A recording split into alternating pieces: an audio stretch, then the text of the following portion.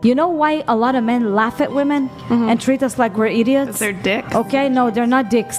Majority of men have to deal with women like this. I'm sorry with disrespect, but if majority of men today have to choose to have the mother of their children, to build a life with you, to build a career with you, that you both can build something together for the future, to have a life with you, and you need to deal with somebody that have so many mental issues and so many body count, why would they do it? They'd rather be alone. I can't hear this bullshit, and I'll tell you why. You're a mother to children, you're sitting here in the podcast saying, oh, I'm a baby girl, I'm a slave. I don't want to hear this shit, because literally you're disrespecting your kids. You are mother before you are for yourself. You are mother before you're something in this world, before your career. It doesn't matter, because as soon as you have the baby, you're not living for yourself. You're living for the baby, not for yourself. Okay. Your baby and your kid is the most important thing. You're supposed to protect them, love them, and protect them. It's not put yourself out there and talk about their mother like that, because you're humiliating them. I'm embarrassed as a woman to sit at a table with a woman like you. Women always talk about wanting a real man, but they don't understand what that actually means.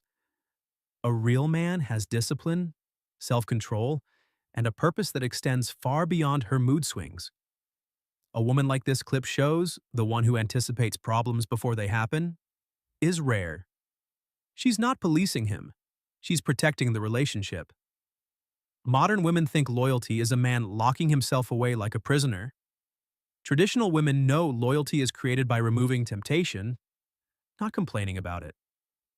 When a woman supports his mission instead of sabotaging it, she earns a level of devotion the modern crowd will never experience. What's the biggest thing you hate about women? The biggest thing I hate about women is that, that one Billie Eilish quote, she said, You give an ugly guy a chance, he thinks he rules the world. That's it right there. Okay. You look at that statement, you see how invalid that is. As a young man coming up, you see how they're just trying to put you down, okay? Now, if the roles were reversed, this would be a cancelable offense for us. Minimum height. 6 feet. Yeah, that's where they get you. Would you exclude obesity? Absolutely. Minimum income. So I'm gonna say at least 200. 200 grand? You can be 30 years old Oh and my make 200. Take a guess at what percentage of men fit this 2%. criteria? 2%? Much lower. It's 0.049%. Cool. All right, is this going on the TV? Women today want everything. The perfect man, the perfect life, the perfect society built specifically around their comfort. And they expect it delivered without effort, accountability, or sacrifice. They demand high standards from men while refusing to meet even the simplest expectations themselves. They criticize institutions but rely on them. They attack society but expect it to protect them. These unrealistic expectations collapse the moment reality steps in, because you can't negotiate with the truth. And the truth is that entitlement has a price. The more they demand without offering value, the more men opt out entirely. Joseph YouTube, welcome to the Coffee Pod. My name is Tisha Zed. Drink the coffee, it'll make you feel better. Woman claims she pleases her man in every way, but does she? Let's find out. I please my man in every way. If he's at the dentist, I make him nut. If he's at J. Crew returning a sweater, he's nutting. If he's trying on another sweater, he's getting a nut. If he exchanged that old sweater for the new sweater, he's nutting. It's like trail mix, because his day mostly contains nuts and his balls look like raisins. If he's at his aunt's funeral, he's getting 2 nuts. One at the open casket, one when they're lowering her into the grave. While he's nutting, I'm thinking about the next nut. I'm like a squirrel. I'm planting nuts all over this place. If he's at Target picking out curtains, I'm like, come on, babe, you're getting a nut. At the end of the day, I roll his up like a tube of toothpaste to make sure there's no nuts left. Wow. He's at our kid's parent-teacher conference, he's getting a nut. I'll make him nut while he's nutting. That's the secret. I make my man nut 27 times a day. She gets it. She gets it. She gets it. Men are simple. Let's see if the comments agree. She's got my vote.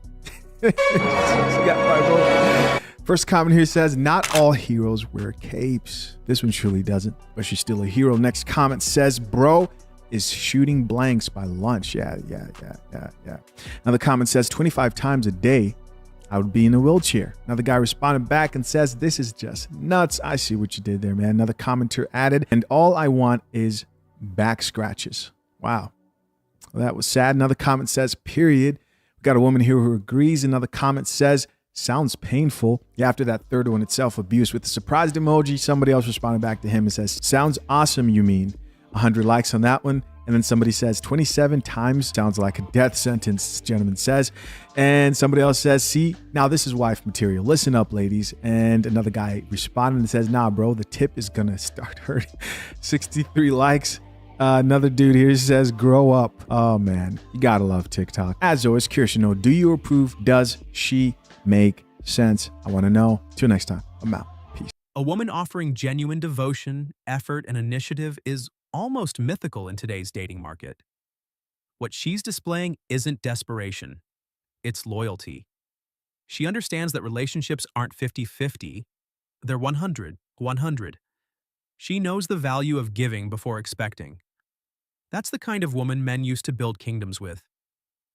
The kind of woman who doesn't wait for him to lead every moment. She participates.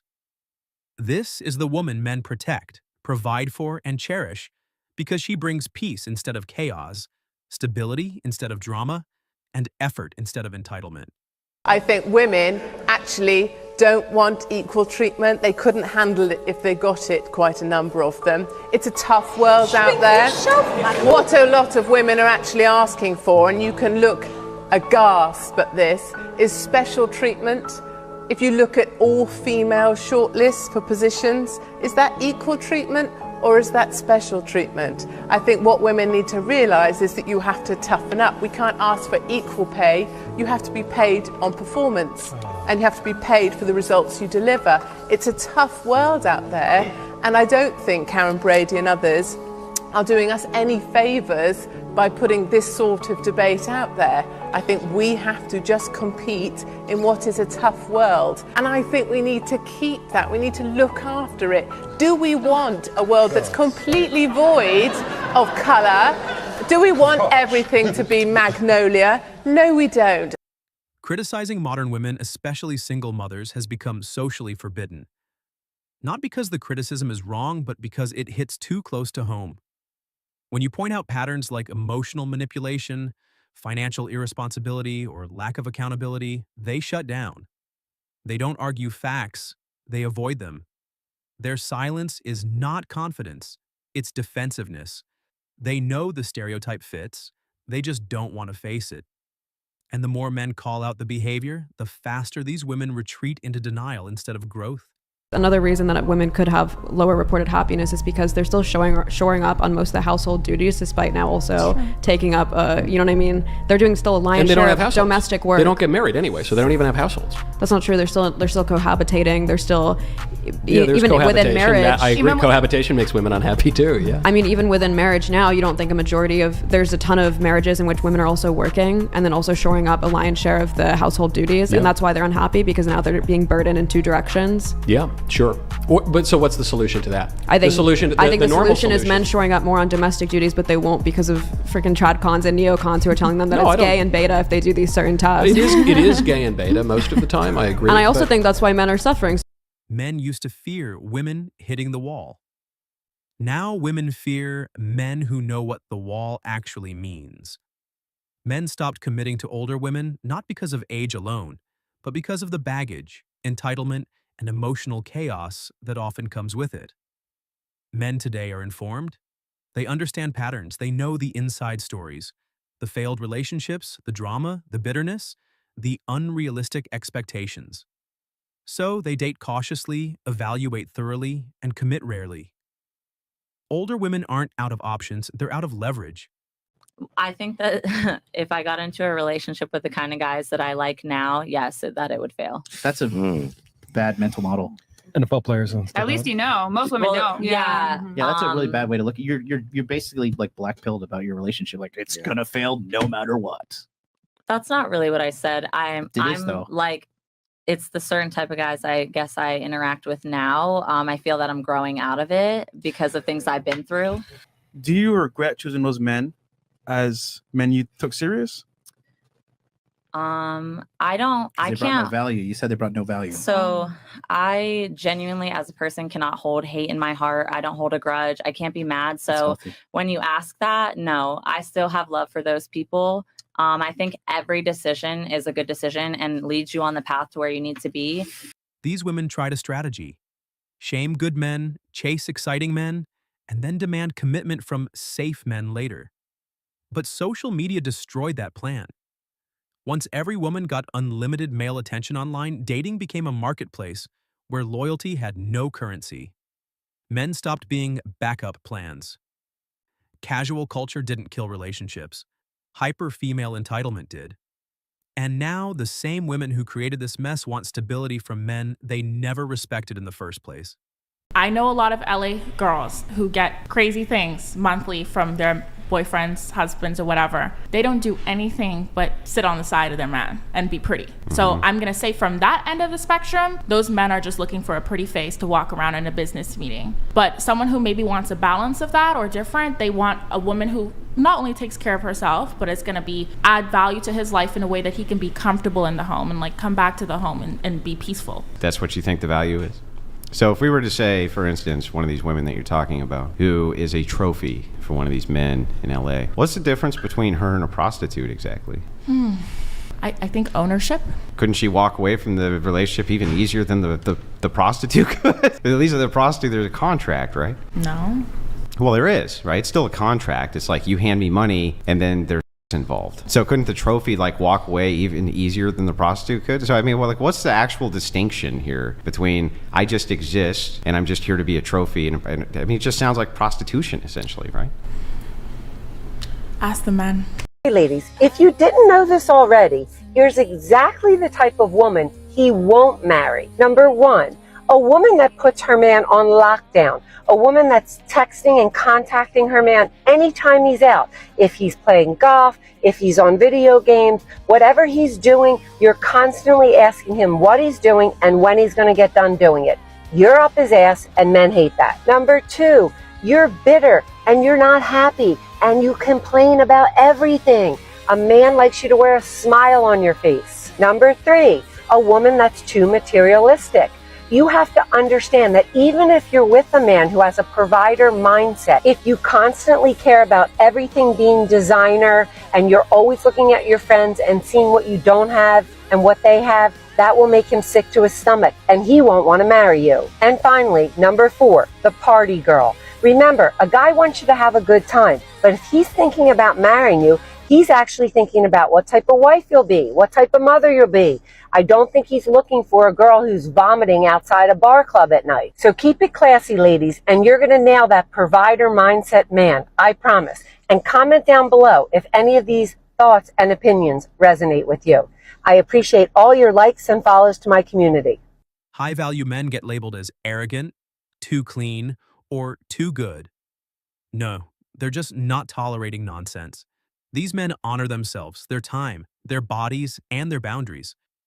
That's exactly why modern women avoid them, because they can't manipulate a man who sees through their tactics. Women are comfortable around chaos, not order. A man who has his life together becomes a mirror, exposing their lack of discipline, lack of accountability, and lack of emotional maturity. And that's why they run. Do men feel burdened by being the sole financial provider? No, they don't. They consider it their job. They consider it their responsibility. They consider it their duty. They consider that they were built for that. They feel immense gratification when they are able to fulfill that. And by the way, men feel very small when they are unable to do that, which is why when men wind up in a situation sometimes where they're in a situation where the woman is making more money and paying more of the bills and stuff, the reason guys feel uncomfortable in that structure is because they feel like they're not doing enough. Like, I'm supposed to be able to carry this load. I want to be able to carry this. Men don't hate responsibility. They thrive on it. Purpose is fuel. A man needs a mission the same way an engine needs oil. When he works, strives, and builds, he feels alive. Providing for a family isn't oppression, it's identity. It gives him direction, meaning, and momentum. Modern culture keeps telling men that responsibility is a burden. Real men know it's the backbone of masculine existence.